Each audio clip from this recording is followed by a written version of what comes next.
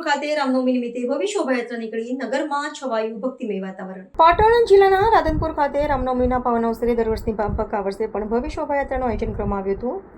રાધનપુર શહેરના ગાયત્રી મંદિરેથી શરૂ થયેલી આ ભવ્ય શોભાયાત્રા ભરવાડવાસ સ્થિત રામજી મંદિર સુધી પહોંચી હતી।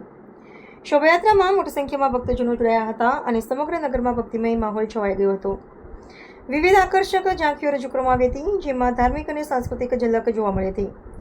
ઉપરાંત કુસ્તીબાજો દ્વારા પણ વિવિધ દંગલ કાર્યક્રમો રજૂ કરીને સૌને મંત્રમુગ્ધ કર્યા હતા। આ પ્રસંગે રાધનપુર વિધાનસભાના ધારાસભ્ય શ્રી લવિંગજી સોલંકી, બનાસ બેંકના વાઇસ ચેરમેન શ્રી કેશુભા પરમાર, ગોતરકા ગાદીપતિ સંત શ્રી નિજાનંદ સ્વામી, બંધવડ હનુમાનજી મંદિરના મહંત સહિત અનેક સાધુ સંતો અને આગેવાનો ઉપસ્થિત રહ્યા હતા। શોભાયાત્રાના માર્ગ પર વિવિધ સમાજો અને સંસ્થાઓ દ્વારા સેવા કેમ્પોનું આયોજન કરવામાં આવ્યું હતું।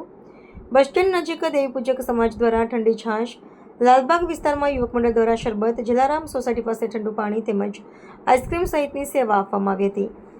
આ ભવ્ય યાત્રા દરમિયાન પોલીસ દ્વારા કડક બંદોબસ્ત ગોઠવવામાં આવ્યો હતો, જેથી સમગ્ર કાર્યક્રમ શાંતિપૂર્ણ રીતે પૂર્ણ થયો હતો।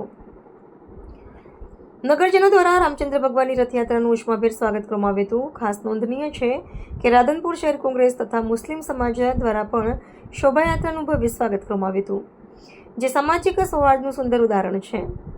રાધનપુર નગરમાં જય શ્રી રામના ગુંજતા નારાઓ સાથે આખું વાતાવરણ ભક્તિમય બની ગયું હતું અને રામનવમીની ઉજવણીને એક અનોખી ભવ્યતા પ્રાપ્ત થઈ હતી। દર વર્ષની જેમ આ વખતે પણ રામનવમીના દિવસે, ભગવાન રામના જન્મના દિવસે આજે જે શોભાયાત્રા નીકળી છે, હર વર્ષની જેમ રાધનપુર શહેર કોંગ્રેસ સમિતિના તમામ આગેવાનો, કાર્યકરો યાત્રાનું સ્વાગત કરવા માટે અત્યારે ઉપસ્થિત છે। આવેલ સંતોનું સ્વાગત કરશું, ભગવાન શ્રી રામની મૂર્તિનું સ્વાગત કરશું અને ભાઈચારો જળવાઈ રહે, આ દેશમાં શાંતિ અને સુખચારો રહે, આ હેતુથી અને રાધનપુર શહેરમાં પણ અમન ચેન જળવાઈ રહે અને ભગવાન રામના આશીર્વાદ તમામ સમાજો ઉપર રહે, આ અપેક્ષાઓ સાથે આજે અમે લોકો અત્રે પધાર્યા છીએ। ટૂંક જ સમયમાં યાત્રા આવી રહી છે, એનું અમે સ્વાગત કરશું અને હર વર્ષની જેમ આ પરંપરા આગળ પણ ચાલુ રહેશે।